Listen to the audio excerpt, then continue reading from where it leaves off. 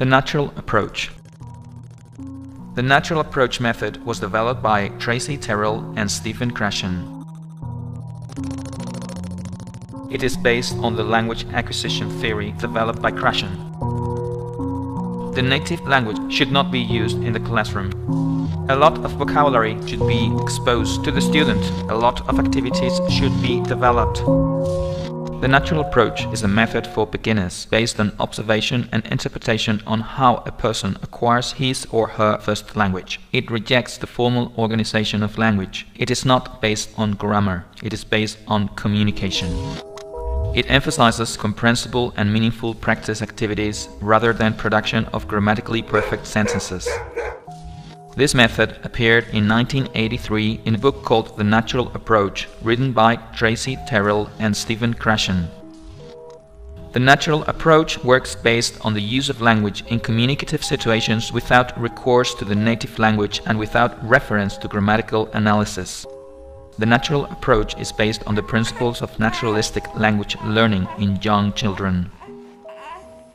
There is an emphasis on exposure, on input. The central component of language is not grammar, it is communication.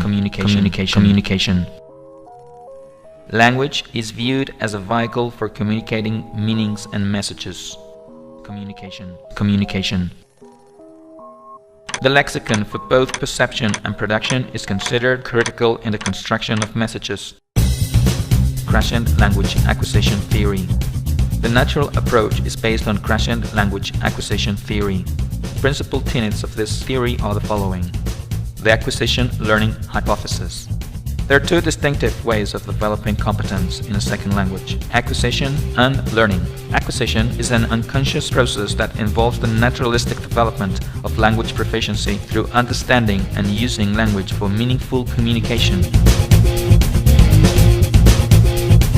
The monitor hypothesis. Conscious learning can function only as a monitor that checks and repairs the output. Therefore, acquisition is always much better for learning. The natural order hypothesis. Certain grammatical structures are acquired before others. For instance, the present tense is acquired before the past tense. The input hypothesis. People acquire language best by understanding input that is slightly beyond their current level of competence. The affective filter hypothesis. The emotional state and the attitudes are an adjustable filter that freely passes or blocks input necessary to acquisition. The student needs motivation, self-confidence, and low anxiety.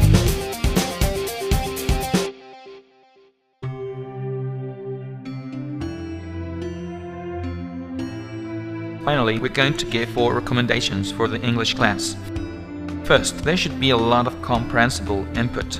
Second, whatever helps comprehension is important. Visual aids are useful, as is exposure to a wide range of vocabulary rather than study of syntactic structures. Third, the focus in the classroom should be on listening and reading. Speaking should be allowed to emerge. Fourth, in order to lower the affective filter, student work should center on meaningful communication rather than on form. Input should be interesting and so contribute to a relaxed classroom atmosphere. The natural approach method was developed by Tracy Terrell and Stephen Krashen. It is based on the language acquisition theory developed by Krashen. The native language should not be used in the classroom. A lot of vocabulary should be exposed to the student. A lot of activities should be developed. We can develop activities with the total physical response method. The total physical response method is based on actions. The natural approach is a method for beginners based on observation and interpretation on how a person acquires his or her first language.